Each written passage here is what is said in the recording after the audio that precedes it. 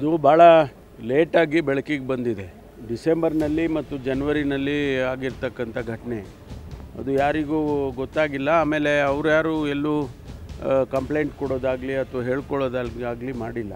ಈಗ ಬಂದು ಕಂಪ್ಲೇಂಟ್ ಕೊಟ್ಟಿದ್ದಾರೆ. ಇಮಿಡಿಯೇಟಾಗಿ ಅವರು 5 ಜನರನ್ನು ಕೂಡ ಅರೆಸ್ಟ್ ಮಾಡಿದ್ದಾರೆ.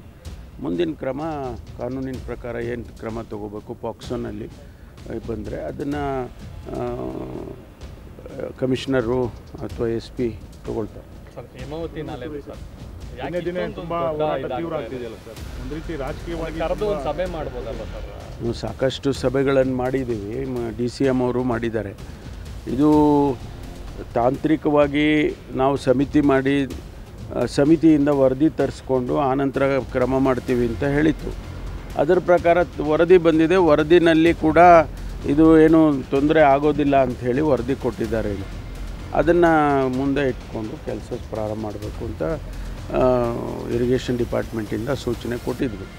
ಹಾಗಾಗಿ ಕೆಲಸ ಪ್ರಾರಂಭ ಮಾಡಿದ್ದಾರೆ. ಈ ಮಧ್ಯೆ ಸ್ವಾಭಾವಿಕವಾಗಿ ಅಲ್ಲಿ ನಮಗೆ ತೊಂದರೆ ಆಗುತ್ತೆ ಅಂತ ರೈತ ಸಮುದಾಯದವರು ಮತ್ತು ವಿಶೇಷವಾಗಿ ಶಾಸಕರುಗಳು ಪ್ರೊಟೆಸ್ಟ್ ಮಾಡಿಸಿದ್ದಾರೆ.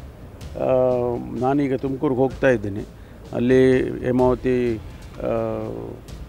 ಅಧಿಕಾರಿಗಳನ್ನು ಕರೆದು ನಾನು ಚರ್ಚೆ ಮಾಡಿ ಅದನ್ನು ಸರ್ಕಾರಕ್ಕೆ ತಿಳಿಸ್ತೇನೆ. ಆಮೇಲೆ ತುಮಕೂರಲ್ಲಿ ಹಾಲು ಮತ್ತು ತರಕಾರಿ ಅದನ್ನು ಮಾಗಡಿಯಲ್ಲಿ ಮಾರಾಟ ಮಾಡೋದಕ್ಕೆ ಬಿಡಲ್ಲ ಅಂತೇಳಿ ಬಾಲಕೃಷ್ಣ ಅವ್ರು ಹೇಳಿದ್ದಾರೆ.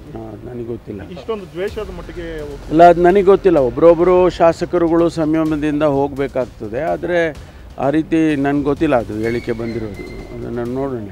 ಸ್ವಾಮೀಜಿಗಳ ಮೇಲೆ FIR ಹಾಕಿದ್ದಾರೆ ಅನ್ನೋಂಥದ್ದು ವಿರೋಧ ಇದೆ. ನೋಡಬೇಕು. ನಾನೀಗ ಅದಕ್ಕೆ ಹೋಗ್ತಾ ಇದ್ದೀನಿ. Thank you.